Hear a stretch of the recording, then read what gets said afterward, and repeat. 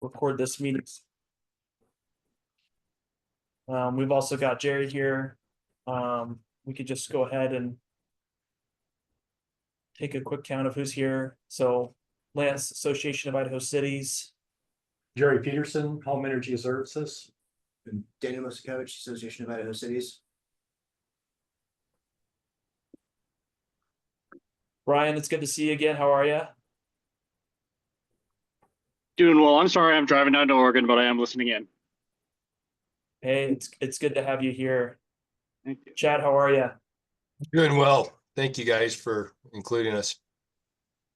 Thank you for being on. We appreciate it. Todd, how are you doing? Pretty well, thanks. Good to be here, Todd from Idaho Power. I'll be here. Sheree, how are things going for you? Good. Sheree, Idaho Power as well. Thanks for being on, Sheree. Damon, how are things with IDL now? IDL's good. Spring break is coming up, so students are stressed with midterms. But yeah, Damon Woods at the University of Idaho Integrated Design Lab. I want a spring break. There should be an adult spring Right. break. Yeah. That sounds so nice. I would love that. Richard, are you in a position to be able to introduce yourself? Yeah, I'm Richard Bigelow, City Pocatello, down at EduCode in Vegas. So took some time out for this. Hey, thanks for taking some time to join us today. Blake, it's good to have you back on. Are you officially off of paternity leave? No, still on leave, kind of till end of March, but I just wanted to listen into this call. But yeah, thanks for having me. I'm Blake Ringeisen, Codes and Standards Engineer at NIA. Thanks for being on, Blake. Hopefully you and your family are doing well with the new addition to your family. Yeah, all is good. Appreciate it. Good to hear. Ginger, are you in a spot to introduce yourself?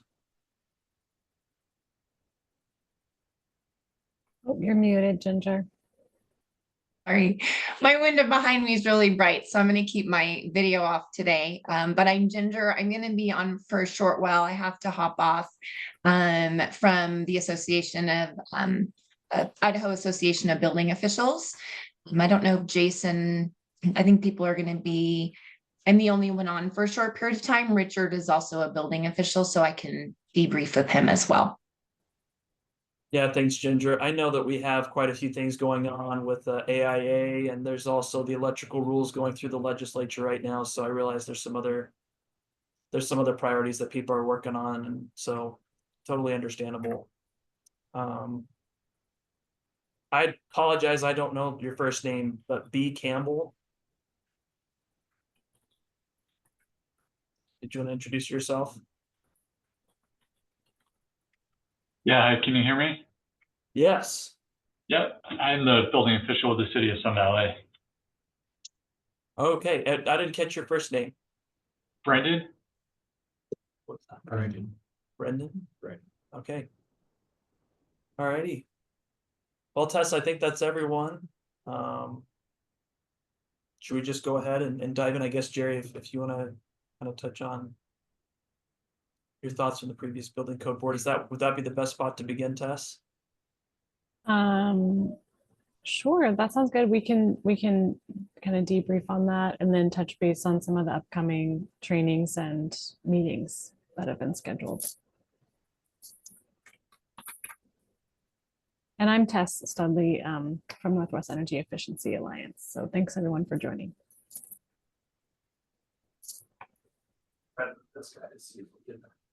I just trying to stay out of the view of the camera. Well, this camera is not as disciplined, so apologies that we have a little bit of a challenge with it today. It's got a mind of its own. Can't throw things if you can't see me. So the board meeting on the 11th was quite brief, if even an hour. The kind of the opening comments, or one of the opening comments, was why the board was even reviewing the codes. And so they had agreed to have a meeting with the governor's office shortly after the board meeting, and to kind of discuss, you know, as I've said before, this is not something they do voluntarily. It's actually part of their job requirement. under authorizing statute, and so they are obliged to review new codes as they become available. And so during that meeting, the board members were given this document. We called it or they're referring to it as a crosswalk. I'm kind of comparing the 18 to the 24. We had talked previously about, doing something showing the differences between the 18, the 21, and the 24. And their urgent matter at this time is to address not some of them, but all of the fire safety concerns related to lithium batteries. And that's in the 2024 code. And so trying to get some clarification from the board as to, what they expected from us and what they wanted to review, and we can touch on some more of that as we go through kind of our strategy, strategic plan moving forward. So I offered to follow up with the board and talk to them about this crosswalk, see if there was a way to integrate our presentation into that material, or at least provide the material that they thought necessary. Justin has been out of the office. We've been in contact several times. Justin is the executive from Doppel, who represents the board or assists the board. And he will be back. We're trying to put together at least one meeting, if not two, for next week, to again talk about this presentation, this crosswalk. The one thing that did come out of it was they picked a bunch of dates for not only the future board meetings, which includes a couple of extras, but also their public hearings around the state. And the difference between a board meeting and public hearing is basically that they're soliciting input from, a wider constituency, and they do not take any action at public hearings, and they make sure that they don't have a board quorum. So these are not official meetings, but they are public hearings which fall under the public meeting structure. I forwarded all those dates to Lance for distribution, and I have one amendment on the May 30th meeting. If anybody's tracking that, the May 30th meeting will be in the PV. What do they call it? Yeah, Justin sent us that. Okay, so you have that. Okay. And so before we get too deep into the strategic part of it, I forwarded my schedule, and where we're going to need, or where I would appreciate some help, would be in the Pocatello meetings and the North Idaho meetings in Coeur d'Alene. And so Lance hopefully will be distributing that, and kind of a call out for assistance. And I believe, I don't know. So the crosswalk itself, I can talk a little bit more about that. Jared, can I, Sure. Todd, real quick. On that meeting date, the 30th of May, I had the 29th of May in Rexburg public hearing. So is that 29th been replaced with May 30th? No, I think they're trying to hit as many spots as they can while they're out on the road. Okay. So they're tending, if you look at the North Idaho schedule, it's kind of the same way. There's multiple stops on repetitive days, sequential days. 10-4, thanks. It's just to cut the travel costs down. So, but there are no board meetings outside of the Boise area. So all of the meetings that are around the state are public hearings. All of the board meetings will be in Boise. And so what we're trying to do, and I think I started to say something about the crosswalk that they presented to the board, sounded like a good idea, but I don't know that it was what they wanted. Because it was never sent out. Did you see anything? Yeah, so. Not sure what's going on with that, but anyway, I need to talk to Justin and see if we can agree on a format for moving forward. I would like to have something, and I shouldn't say we. It would be beneficial to the group if we had something. Something in the way of a document that we can be putting forth at these public hearings. And then, having said that, I'm not sure that the public hearings are, how many of these are going to be energy code related, and they haven't published the details. So before you make, you can put them on your schedule, but before you go, you might want to check to see what the agendas are, to see if they're even going to be discussing energy code at that particular hearing, because these are multiple boards and multiple topics. So I do know that I will be on the April 15th calendar, and there's no, there was no stated time restriction, so we'll be allowed to present, what we have. And I would really like to, introduce the board to the collaborative and kind of what we do and the work we've been doing. I'd like to take some time to, paint a broader picture before we get right into the specifics. It has been kind of suggested that we don't spend a lot of time on the 21, because all of the fire safety stuff that they're looking at in the building code board, or excuse me, in the building code and the residential code, all the fire safety stuff is in the 2024. So I don't think they want to spend a large amount of time on the 21.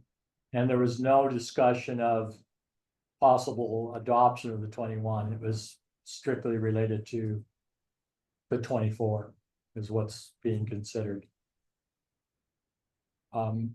It's important to remember that whatever we do in any of the codes, if we don't adopt the codes as written, then everything that we change or amend or add or subtract has to be done through administrative rules, which we spent the better part of a couple of years condensing. And that was a warning. It's like, be careful how how we proceed, reminding us that, we just went through this fairly exhaustive process to get where we're at. So, is there any questions specific to the board meeting or? Ginger has her hand up. Sure. Thank you. I'll lower it in just 1 second. I know Brian from ICC is on the call, and I don't know how accessible he is as he's driving, but Brian was able to provide that crosswalk to Justin. So Justin Touchstone didn't create that. I'm not certain why he didn't share it at the meeting. I know that there was a person identified to share on behalf of ICC, but as we layer them in, and they are going to be we're going to, use them as a resource throughout the state and the state boards. They didn't understand like how those agendas work for the building code board. It can be a 15-minute meeting or it can go for 4 hours. And so the time slots we know participating aren't always aligned with what is published. So there was a miss on that from Kevin from ICC. So I know that the board has all of that information and should make that accessible to those that are attending. So I did want to say that. And then I just wanted to also share some frustration on the behalf of the building officials that and it doesn't mean it's gonna stop. I'm just gonna say like what the temperature was there was a lot of time, and we're going through it right now, which is why I'm gonna hop off with the electrical meetings, and Doppel did a great job going around the state and getting stakeholder. A lot of building officials and inspectors attended those meetings. And we know where that kind of is right now. Hopefully it'll be positive. But I just want to, I think that whole process has made some of building officials, inspectors start to shy away from these collaboratives, which is really unfortunate because we need all the stakeholder feedback. But it's really tough when we do this throughout the regions in the state. We have all this feedback and all this collaboration to just have us come to the 11th hour. So I want to think about how we can market this, and I say that on a kind of a business side, but how can we make this more palatable so that we still have a lot of stakeholder involvement? And I think we need to be creative on that as we continue to not just for energy code, but everything. So I just want to make sure we don't come up against that again so that these guys peace out essentially.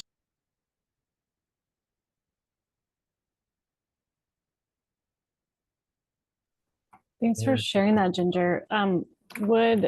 If possible, could somebody give me like a 1-minute update on the electrical?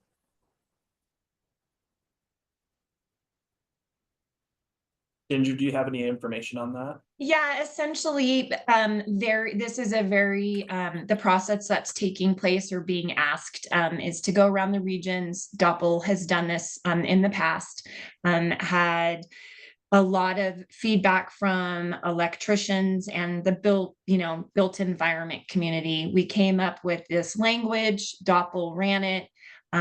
It was accepted and we thought it was just going to go through, but then a couple legislators have had some issues, and all of the work essentially that Doppel has done is just kind of hanging out in the balance. And so we're trying to avoid that moving forward. And I just want all of us to be mindful in how we're presenting this, and as people are being pulled away from their responsibilities during the day, and we know we all can appreciate that. So that's just where I want to be with the building code board. So I'll speak out first. My involvement is strictly the energy code. I don't even have a dog in that fight. I've agreed to facilitate these meetings. This is an energy code collaborative. We have a mission statement that clearly outlines what our intent is, and I apologize to anybody that feels like going through the review process is a waste of their time. We do not and cannot control the legislature or what comes out after we do our work. We do the best we can to present our case, and the action that the board and or the legislator takes, it is their privilege. That we are not a decision-making body. And we're certainly not in a position to, let me rephrase that. I am not in a position, having learned this the hard way, to question the people that have been elected.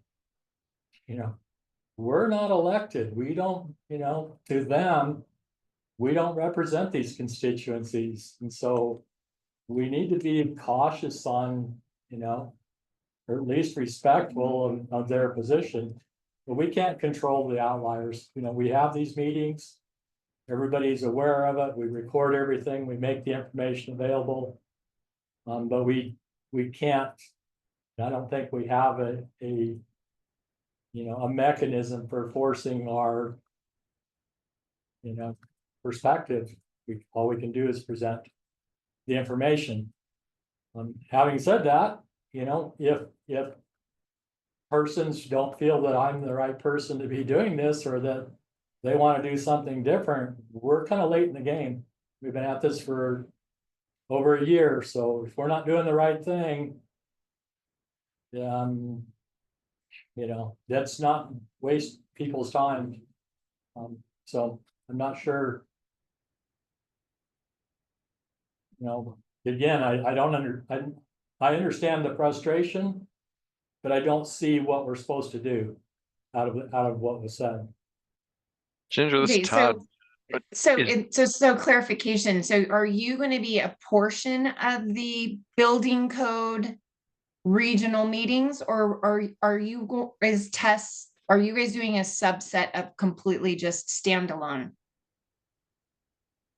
So we will continue with these collaborative meetings as needed, you know, like following a board meeting to debrief or prep for. These public hearings that have been scheduled by Doppel are, you know, outside of us, right? But I would like to maybe, and Lance, I see you posted it in the chat. Maybe before we adjourn today, look at that calendar and see if there are folks that could attend. I think it would be great to have some kind of ears on the ground to hear what type of comments are coming out of there. Doppel did state that they will be summarizing all of these public hearings because like Jerry said, you know, the full board can't and won't be attending these. So Doppel will be preparing a summary of what they're hearing from these public hearings and providing that back to the building code board. But I think it would be, if we can, you know, have some regional folks be able to attend these in person. They're not available through virtual meetings. So just kind of, you know, again, ear on the ground, sort of hear what kind of comments are out there from folks across the state, if that helps clarify. And just to back that up, Tess, what we're really not looking, for one, we don't have a broad consensus within our group as to how to move forward. And so we're not challenging those comments at the meetings. We just want to know what they are so that we can respond to them, or, you know, if there's questions of the board or things that they don't understand, you know, so that we can help answer those. And so we really, you know, are viewed as, you know, they regard us as a resource versus an advocacy group. And, you know, if we're all being honest and we're trying to do the best we can for the state, then that's, you know, it's providing that information. That's Todd. I was just curious. I mean, to characterize I guess what the feeling is out there. I don't know what to do with that. I don't know if it's the content, the length, or what specifically can we characterize to address, or other than, I mean, what do you do? Throw a whole blanket over everything we're doing? What pieces of it? What are we doing wrong? I guess what I'm curious. So I can be blunt. Right now, I mean, you know, we don't control the elections, and there's a lot of political input right now. And the trend is towards deregulation. Oh, got it. Thanks. Serious deregulation. They want 90% of it to go away. And it's our job to help people understand that, you know, that this stuff matters, you know, and paint it in a logical perspective that the legislators can understand and see. You know, there shouldn't be any guesswork on this as to what this means or how this benefits people. We should be going after the stuff that's right in front of us that makes sense, that's easy to explain. And, you know, otherwise we risk just, you know, going back to where we were 2 years ago. Well, we should be afforded a chance to at least present something initially, because I don't think we've done that yet to the board. Yeah. Slides, just content. I mean, at least expose what we're thinking collectively.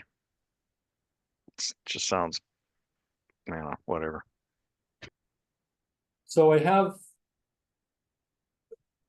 Tess, did you want me to move forward as somebody have something they want to comment on that? So I have a way to address Todd's question. Yeah, go ahead, Jerry. So, I received an email from the National Home Builders Association, and there were specific documents in there. And two of them that I suggest, and hopefully Lance can forward these out and highlight them, pull the links out of that document and just say, this is the NAHB suggested amendments. So there's two documents. One is a 6-page, five pages of requirements on the significant changes, and versus going through my PowerPoint that I did on the 2021, we have a document that we can comment on. And so it goes through these specific requirements. And I think it would be super helpful for people that want to be, that want to have input, right? Beyond just, I'm generally supportive or I support the changes. We need people to look at these details and say, yes, no. You know, are there concerns related to them? And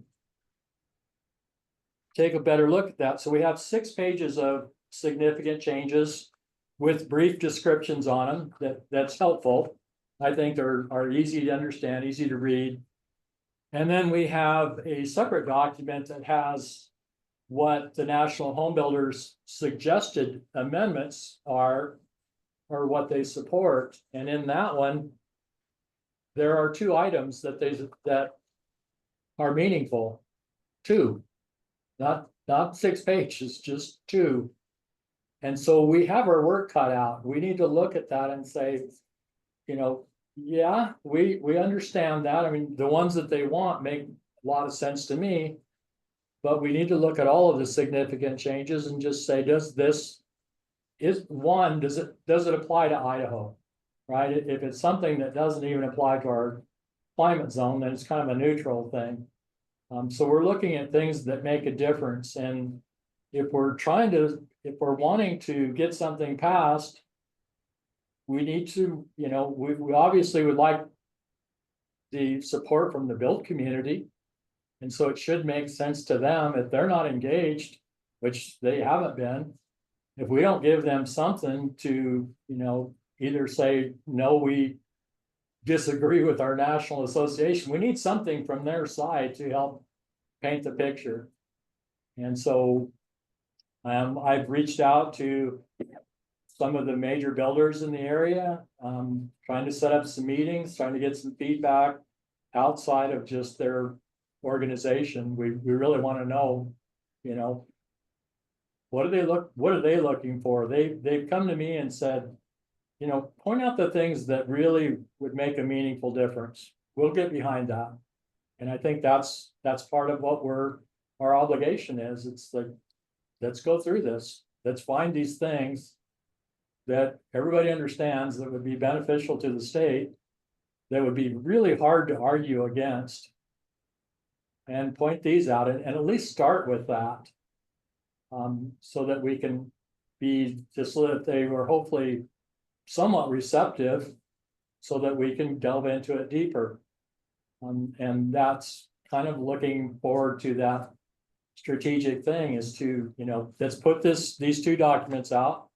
Let's get some comments back from folks, because it's difficult for me to, you know, put myself in front of the board and say, well, I'm here to do the presentation, but I don't feel like I have the collaborative support behind me. That really puts me in a questionable spot, kind of puts my fire out before I even get there.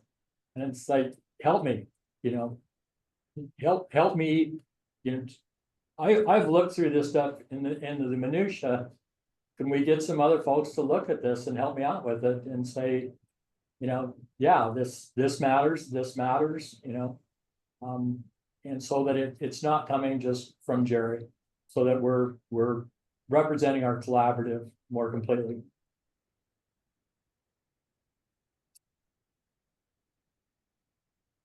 Ginger, by the way, thank you for sharing those documents with us. I'll make sure that we get that sent out in our next email to everyone. Then I'll also follow up with Jerry to make sure that we're all talking about the exact same documents. Chad, you had a question? Yes, I'd like to just throw a couple of comments out in regards to everything that's been said. For support, AIA Idaho is part of this, from the energy code collaboration. But we also look at, the health, safety, and welfare of the code adoptions and so on for the state of Idaho and how that's impacted things over the last numerous years. Idaho got to a point where it was almost getting uninsurable because of the lack of their adoption and the resistance of the new codes. And there's a handful of influence, I'll just leave it at that, that was able to throttle back the adoption of a lot of codes, not just energy and so on, but just the general adoption of the new IBC and so on. And even in the adoption of the code in place, it's been neutered back to a 2009, especially in the energy aspects and so on. And so one of the things like offering up support is I think that this document, I would welcome to see the document from the National Home Builders Association, because one of the things that AIA Idaho would like to help with the code council is in adoption of the code to try to help them take on new codes for health, safety, and welfare, energy, and that sort of thing. It was like the builders that were really resistant of adoption of energy codes several years ago. It wasn't until their industry, it was like putting a high efficiency window in was like the end of the world, and a blower door test was insanity. Yet what happened was they couldn't even buy a window that wasn't compliant with today's current codes, or be able to sell a house that didn't have a limited amount or a certain amount of LED. So some of those things were kind of let go because their industry started to require that they couldn't build below industry standards in that regards. And so the thing that AIA Idaho takes into consideration, if you start to use health, safety, and welfare as a point of concern, it forces that it forces the point that needs to be addressed, right? Or they simply start to take on that type of liability. And so So, Chad, I don't mean to put you on the spot, but we hear a lot about our current code being to 2009 levels. I'm only aware of 2 amendments. One of them we've done extensive cost analysis on, and the other one is just a matter of logistics. It's not something that people are refusing to do. We literally don't have people to do it. These are statewide codes. They apply to every jurisdiction. How do we do a blower test in an area where they don't have anybody to do it? And worse, what if they fail? How do you respond to a house when you want to do a blower door test and it fails the blower door test? How do you fix that? And where does the language, where does the code tell us what those steps for remediation is versus just denying them an occupancy permit? And so I'm not expecting you to answer these in details, but these are the questions that we're up against. It's like, how do we do the logistics and what happens when they fail? Well, and I think that goes back onto the aspect of the whole process in general, from permitting, inspections, and so on. If you get to a point and you fail the blower door test, you've obviously done things incorrect to get to that point. And something that there's been legislation that's been brought forward that we just get rid of all the codes or get rid of the entire permitting process altogether, which sounds crazy to even think about that. And it was an easy rebuttal on that is, okay, if you as a homeowner want to build an unsafe structure and you don't want inspections and all of that, what happens is if you try to sell that to the public and so on. And so playing that aspect of the life safety is a critical element, and falling back onto the code. And Doppel right now, if there's somebody on here from Doppel, I apologize, but I'm starting to experience this immense pushback in my permitting process through Doppel. But then when I get into the inspection part of the project, it's almost non-existent.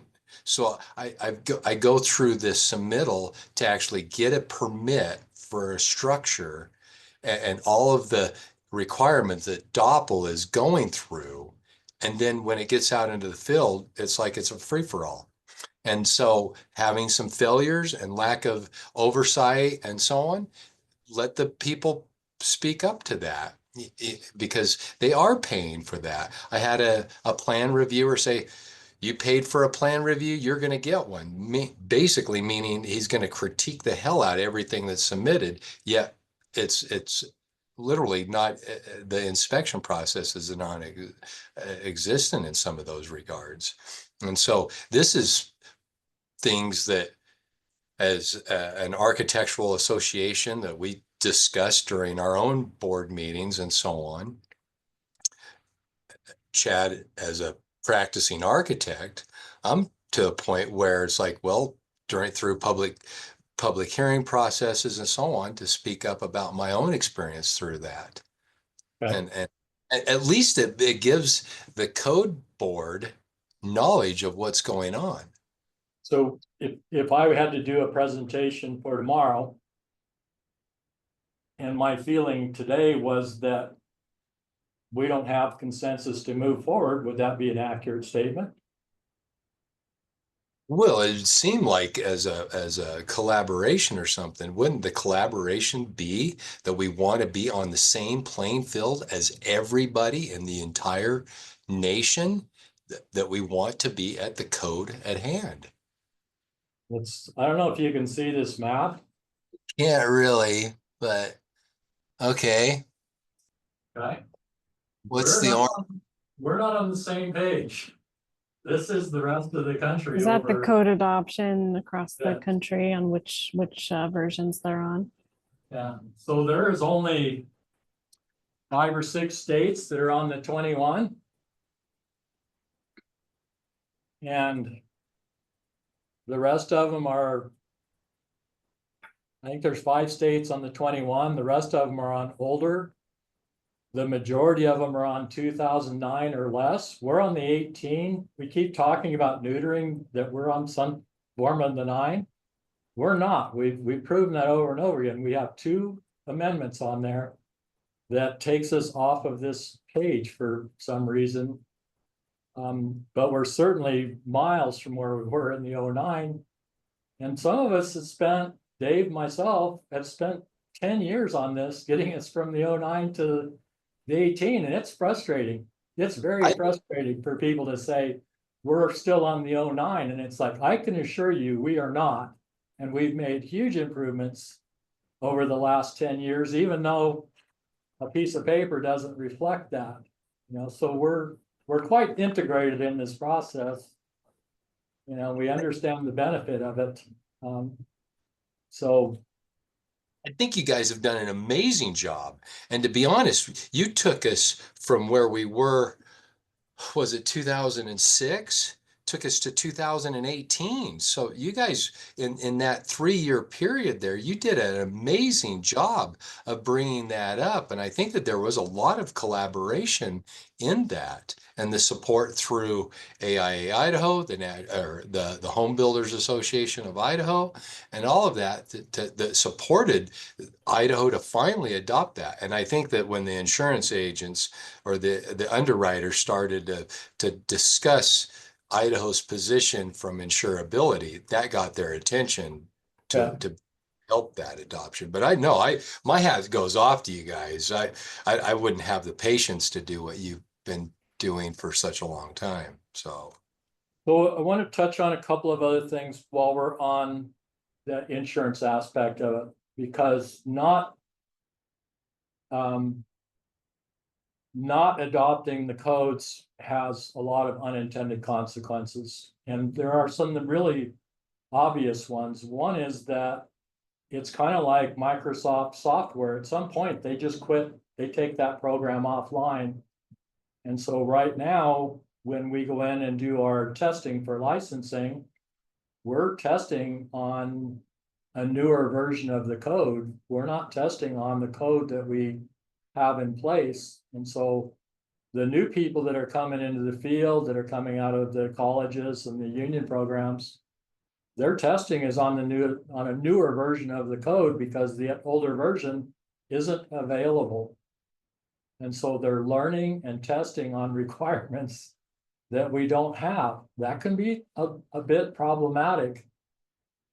So there are some unintended consequences not related to specific requirements. And so, I'm hoping that as the board is moving through the building codes and the residential code, and some of the reasons that are being brought up, that we can address this versus trying to do, either, kick the can down the road or line item amendment. There potentially is some other problems in doing that we'll have to address.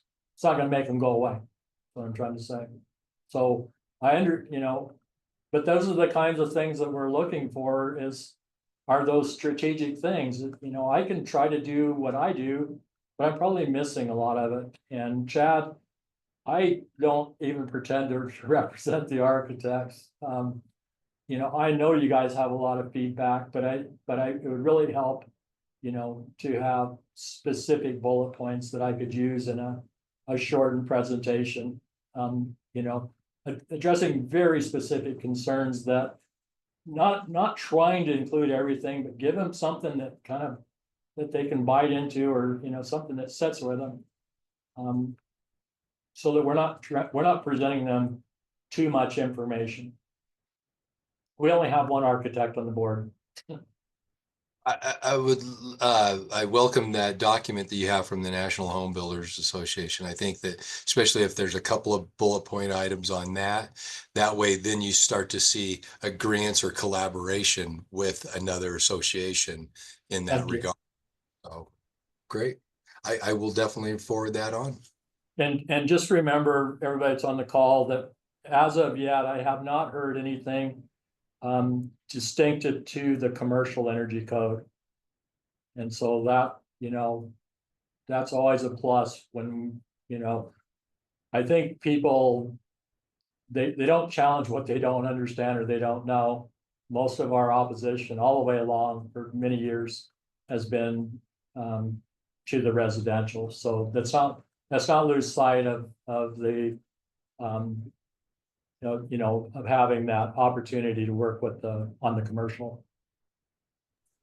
Jerry, or possibly Brian, if you're able to jump in, do either of you know if the board was, if the crosswalks that they received covered the commercial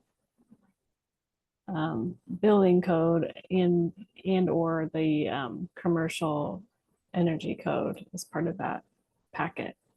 So they did include the building code. There, as far as I know, there isn't anything out there on either the residential or the commercial energy code.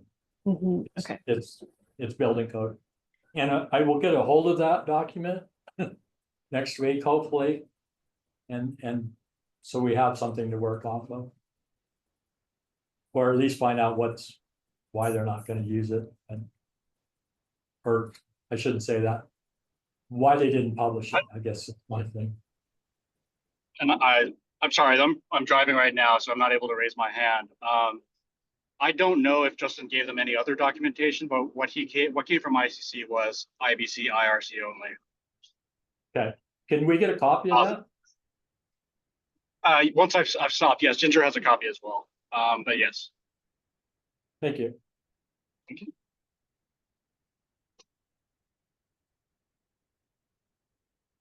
While we have a quick break of people not talking, Dylan put in the group chat just the link to that image that Jerry was showing as far as code adoption. So if you want to take a look at that, that's where you can see the full information. So thanks to Dylan for sharing that with the rest of the group. And again, just reiterating everything we're capturing here, I'll make sure to send out an email afterwards.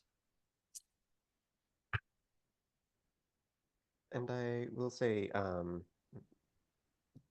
Dylan and I a little bit have been looking closely at the 2024 energy code specifically to see what friction points there might be.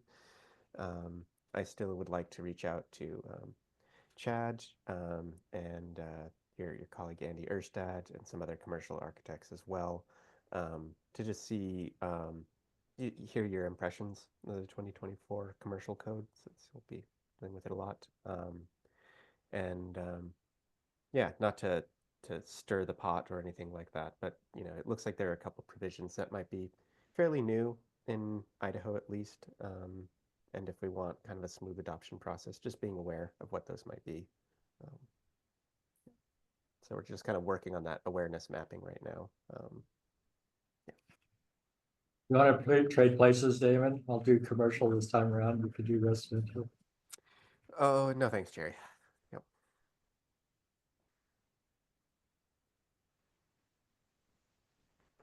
He's not going to take that bait. No.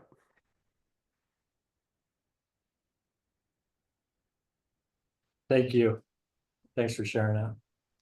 And those questions will probably come out, Damon, on the commercial. And so again, when we're looking at our strategic plan moving forward, we're going to have somebody that can attempt to answer those at the meetings. So yeah, that's. There is some major restructuring in terms of like energy efficiency credits and a matrix for doing that. So it's just a different process of going through it. And then Dylan's been looking specifically at lighting and metering and things like that. Yeah, the lighting section pretty much just got overhauled. There's entire sections that are just completely new. Part of that is from the jump from 2021 to 2024. Since we skipped 21, any changes made in there were basically accepted in 24. I've only been able to note 6 that weren't shifted, so a lot to review this year.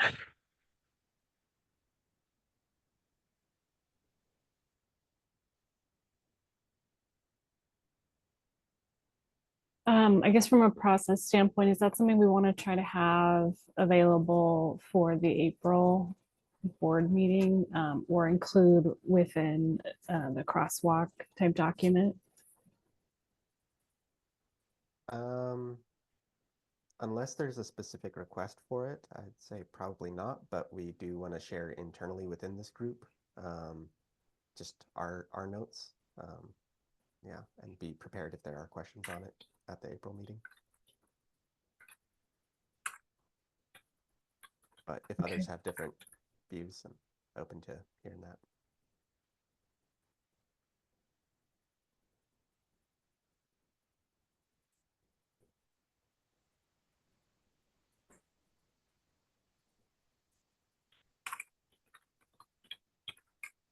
There's a lot of information and only so much time we've got in front of the board. So yeah, definitely. Yeah, I guess maybe there could just be an offer, but yeah, you know, if there are questions about it, we've reviewed. Yeah. Yeah.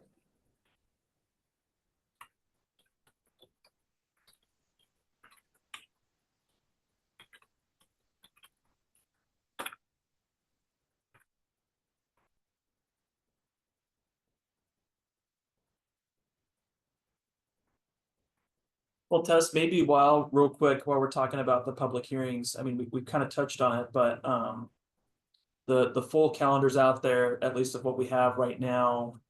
I think we kind of touched on it, but if we do have any members that are at those, what should be our goals when we're at those meetings?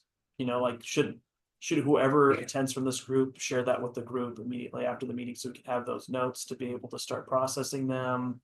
Is it just making sure we're in the room and having those conversations about when the energy code's brought up? You know, what should we be, how should we handle that moving forward, since we only got it just a couple weeks before those really start beginning?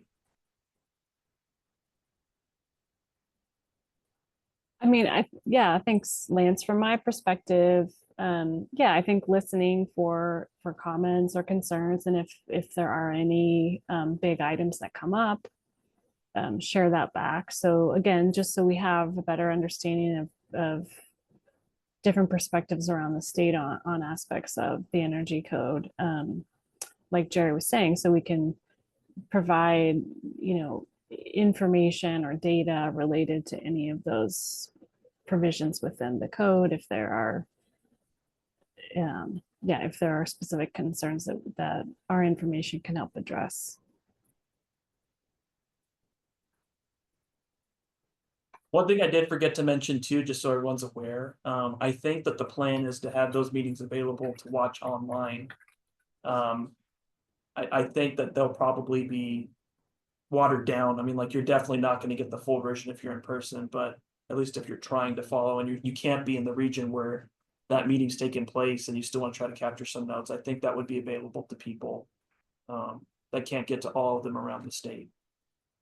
At least Okay, I was under the impression that they were in person only, these public meetings. There's at least one that is in person only. Okay. Yeah, we don't know all the details yet. Okay. But there is one that's in person only. It depends on where they're hosting the meeting at. I think any of them that are in Boise at the Doppel office are both. So they're hybrid meetings, in person and virtual, but from what I'm seeing from the email from Doppel is everything else is in person only. Okay. And it looks like, so there's 2 rounds. So there's the initial public hearings are being scheduled in March. Rexford, Pocatello, Idaho, Twin Falls. And then again later in May. So yeah, maybe once, hopefully we'll have some agenda information that they post and can understand if they're looking at different aspects of the code at each of these public hearings, or how those will be organized. And hopefully I'll have some clarification next week. As soon as if I have a better idea, I'll make sure to relay that to Lance and you can send it out to the group. Yeah, We do want to be, we want to respect people's time. Yeah, in the past, so that like currently they're listed from 8 a.m. to 3 p.m. That's how they're listed on the calendar on Doppel website. In the past, have these, like with ZBR, they held public hearings as well. Does anyone know if they were a couple hours? Did they vary widely depending on where they were across the state? So it varies depending on what the volume of the conversation is at the time. I attended one, there was 2 people at. Attended another one where there was a whole organization of people there. So it kind of depends on the area and what they're discussing. The ZBR it got rather chaotic there for a bit, and so it was hard. It was, it got emotional. I'll leave it at that.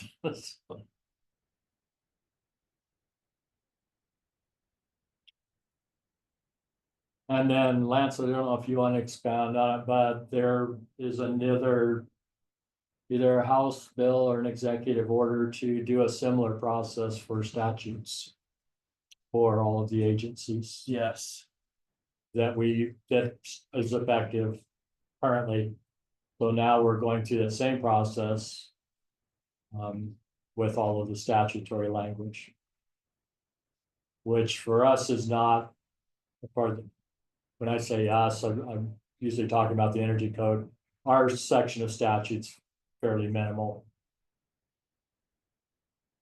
I'm looking to see if I could find the bill number. If I find it, I'll share it with the rest of the group. It was brought by the Speaker of the House. And it is moving through, it will go through. So that will be something that agencies are needing to get figured out. So once I find that, I'll share the bill number in the group chat in case that's something that you would like to do some more digging into. But we'll need to look at, for all those on the call, look at things, look at your own authorizing statutes and see if there's things in there that, affect you.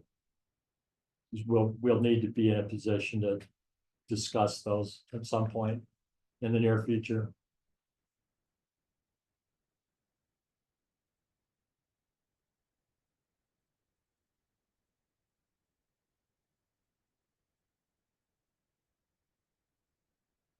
And I just found it, by the way, so I'm putting it in the group chat right now, but it's House Bill 14. Sorry, Jerry. That's fine. So is there anybody in the group today that doesn't understand the process, the legislative process for what we're trying to do, the announcements, negotiated rule, stuff like that? Anybody have questions on that? I can try to address it briefly.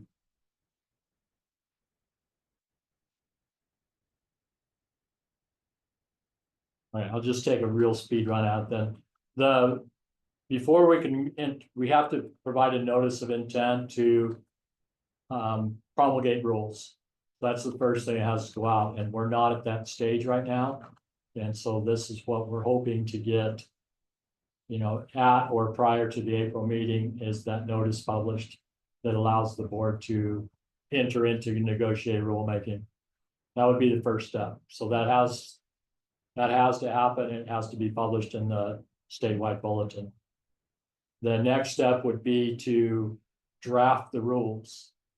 And this is something we have people on this collaborative, we're familiar with it. We can assist with that. We do not have, as far as I know, there isn't somebody at Doppel to write those. They do have legislative counsel that will review them, but they're probably going to want some help in writing those. So this moves our timeline up. Again, we're looking for consensus and details. What is the actual language going to look like? We have to make that decision some point, not too far off, what we can gather around. Whether it's a line item amending what we have, or trying to adopt the 24. That's what we're trying to figure out, and what that language would look like. The board would then act on that language, and they could say, okay, we'll put it out in front of the public. It's not going, whatever their decision is, and we're bound to that decision. So it's very important that we get this right early on. Once those rules are published or written in their draft format, that's what's going to go out in the next cycle around the state, is they'll be reviewing that particular document. And the public, or the board meetings that are planned throughout the summer will be reviewing that document.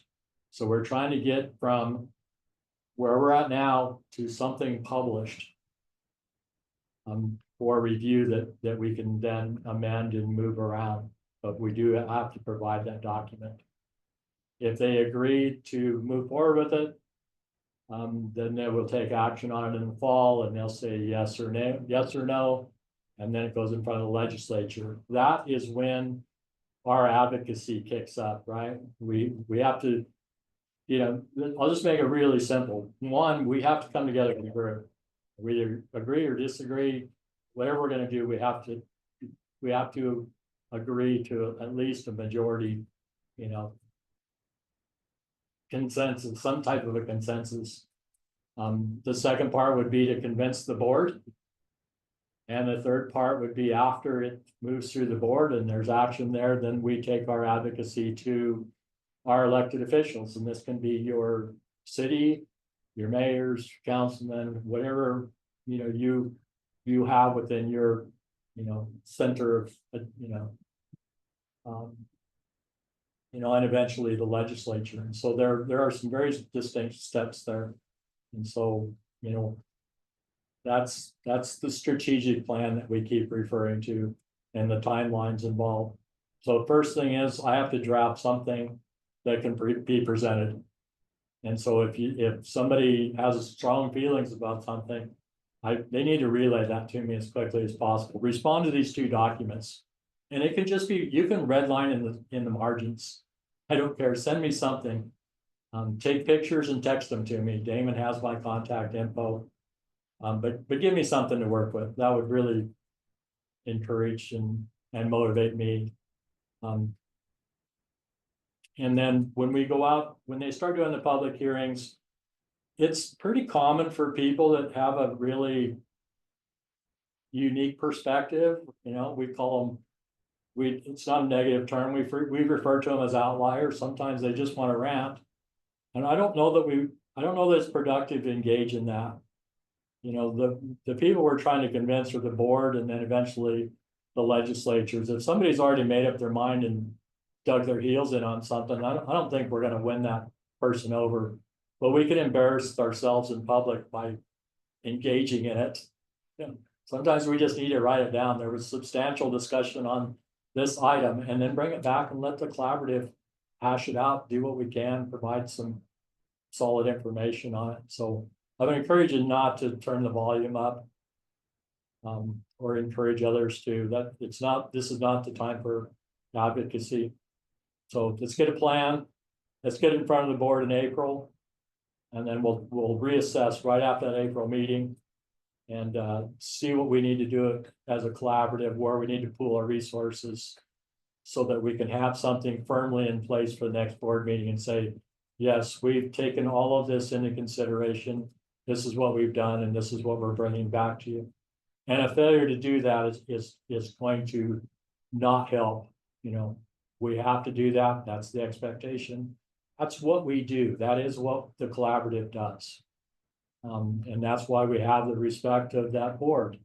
So let's take advantage of what we do have as a team and try to make this, let's get something out of this.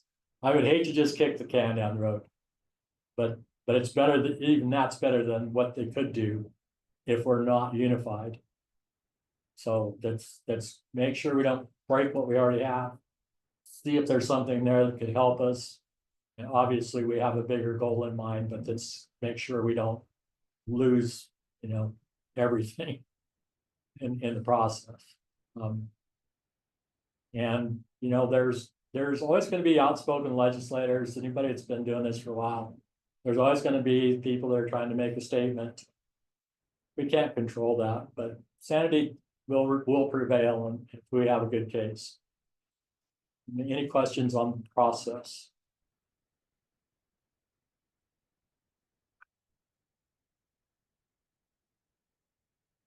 And then just as a side note to that, I'm very familiar with that process. I was involved in it for years, and so we will make sure that they hit those deadlines and dates and remind them and do what we need to do to make sure that this stuff gets submitted on time. So, and they appreciate our help with that. There's been a ton of turnover at Doppel. They just went through a monumental change. For those of you guys that don't follow it, they brought in all of the agencies onto one campus and then cleared out all the redundancies, and they lost a ton of institutional knowledge. All the people I've worked with for ever and ever, none of them are there. So we are literally starting with a brand new guy next go around.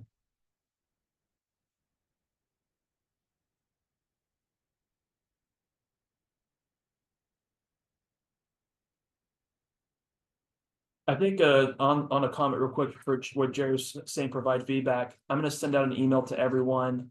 Look for that to come to you by tomorrow. So if you have feedback, I think it might be easiest to just bring it to me, and then I'll forward it on to Jerry, just so that way we can keep all of the comments in one spot in one chain.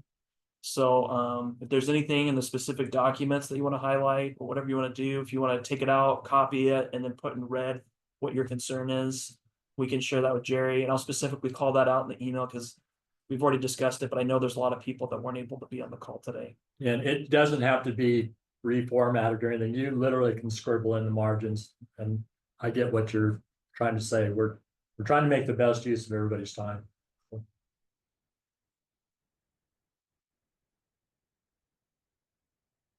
Well, I think it sounds like that we covered everything that we want to from the public hearing aspect. I Is that believe right? so, yeah. You know, Dave's got a report. Yeah, and so are you still on the call, Dave? Yeah, I'm still here. Okay, I just didn't want to assume. I had a heck of a time getting on. Hey, it's all good. Did you want to talk about the trainings and in-person visits? Oh yeah. So I'm currently just outside of Lewiston. I've made the loop. I started Monday, left and went through southern Idaho, up through North Idaho, and coming back down now. It's been very receptive on going out and offering the trainings. I've spoke to them about, you know, the upcoming adoptions, what their feelings are. Overall, I'm getting very, very positive response. You know, from the major jurisdictions I've hit outside of the Treasure Valley. You know, they are really, I mean, they come across as real excited to be able to get the in-person trainings. I did give them a copy of the document that shows just simply what we have right now, already approved ICC courses where they can obtain CEUs. And to be honest with you, most of the jurisdictions have come out and said they want them all. They want the training. There's been some concerns with just you know, normal items, you know, i.e. like unvented attics, unvented crawls. So that type of stuff is you know, we already have training modules on that. So we're going to be, I've already got responses from a few of the jurisdictions where they've contacted me, you know, wanting to get training scheduled already. So looks like a lot of it they want to do, you know, late summer, early fall, when they slow down some. But overall, it's been a fantastic trip. Everybody seems very, very receptive to it.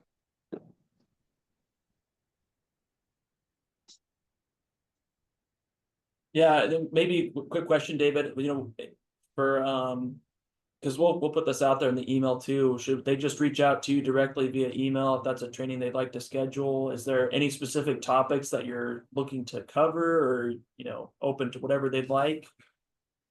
I'm right now, we're open to whatever they like. You know, we sprinkle in, you know, I suggest topics, you know, getting a feel of the jurisdictions, talking with the building inspectors and building officials, the things they're struggling with. So there's topics that I do recommend for them.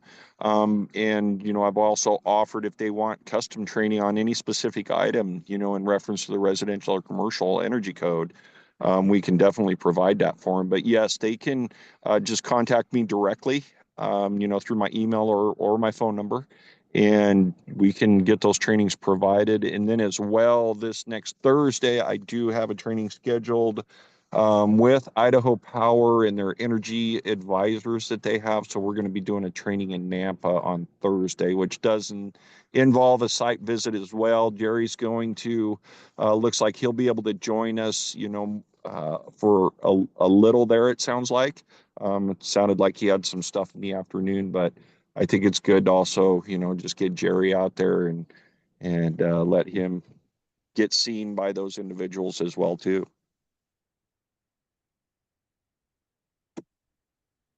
Alrighty, that sounds good, David. Thank you for sharing that, and I'll make sure to include that in there, and then I'll forward on any requests that I get. Perfect. And then as soon as I get home, and I'll be getting home tomorrow, but by mid next week at the latest, I'll get a report out on what I've gathered as far as information to specific stuff, the locations I went and whatnot, and I'll get that out to you and Tess, and you're more than welcome to share that with the collaborative as well.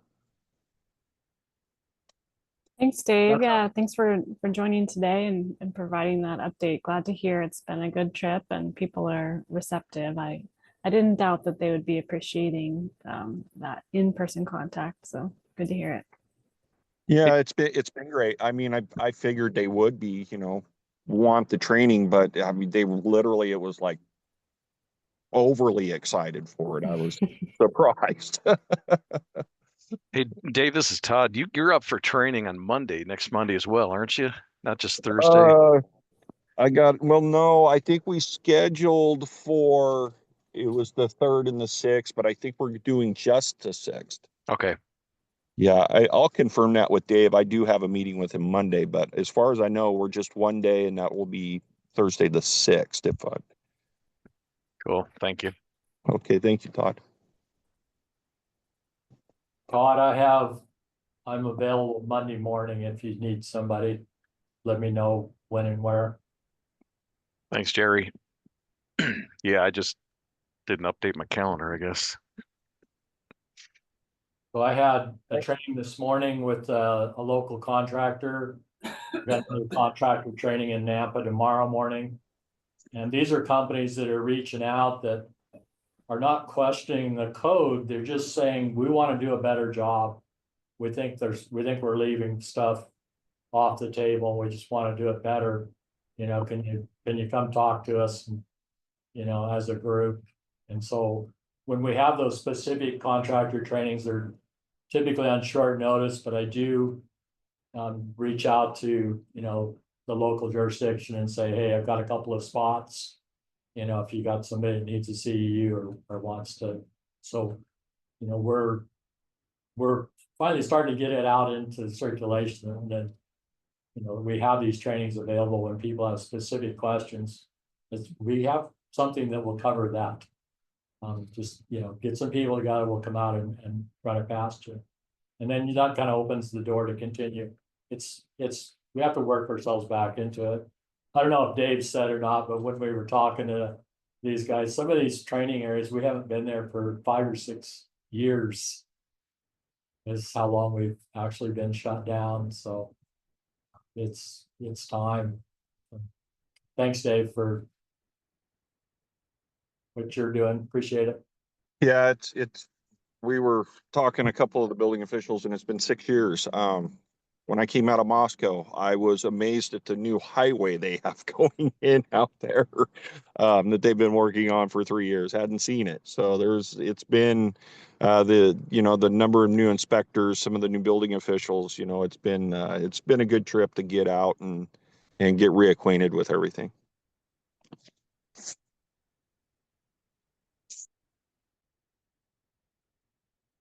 Well, thanks for providing that update, Dave. And I appreciate you being willing to go around and do those trainings for those communities. And I love being up in Northern Idaho. It's so pretty up that way. How's the weather been up there? Is there much snow, or is it pretty much starting to turn into spring? It is, well, let me think. What was it? Tuesday morning, coming up over Lookout Pass and 4th of July Summit, getting into Coeur d'Alene was not fun. It was literal blizzard conditions, but starting yesterday, I mean, it's beautiful, sunshiny, 50 degrees. I mean, I don't want to be in my vehicle. Weather's been great. Glad to hear that. That's awesome.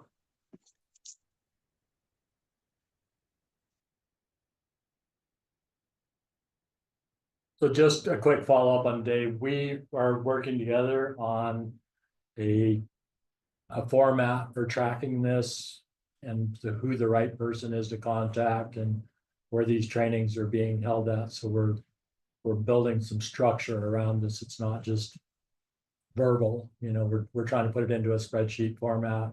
If they said they want training in May, then we're going to be bugging them to get that scheduled. So we have something that we can act on and updated information. Like I said, a lot of these are new people in these jurisdictions. There's been considerable turnover. We don't know them. I don't know them. So it's really hard, but I'm trying to reach out. So this helps tie it together, and we're trying to build something that is more actionable.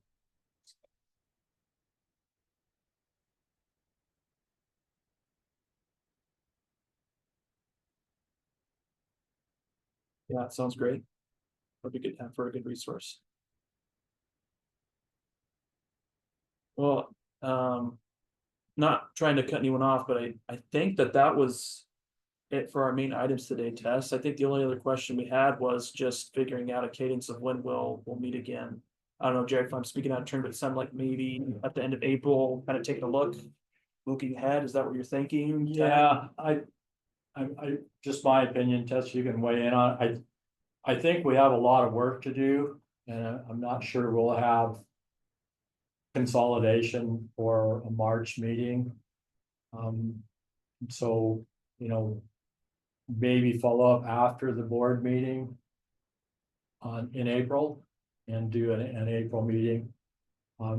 Yeah, I And think then- that sounds good. You know, we can, our next steps definitely, like you said, Lance will send out the documents here requesting review and feedback from everybody in the collaborative and gather all that together.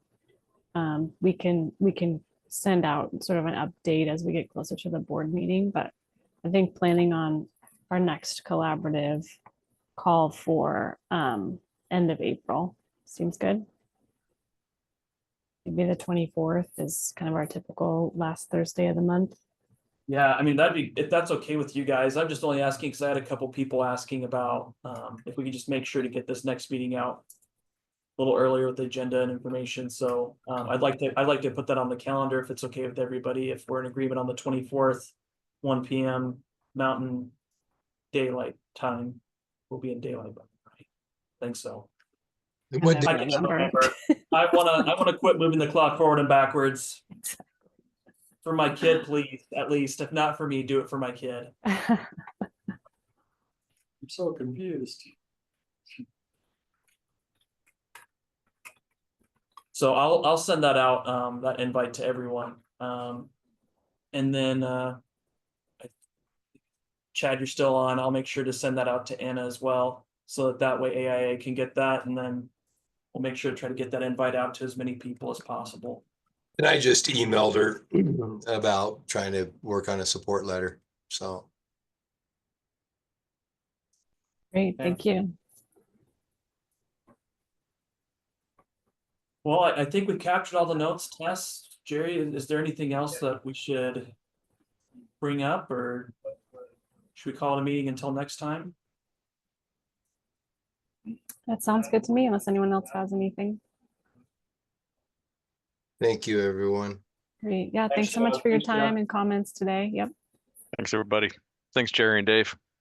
Thank you. Thanks, Todd. Take care. Thank you very much. Okay, guys, thank you very much. Thank you, everybody. Have a good night.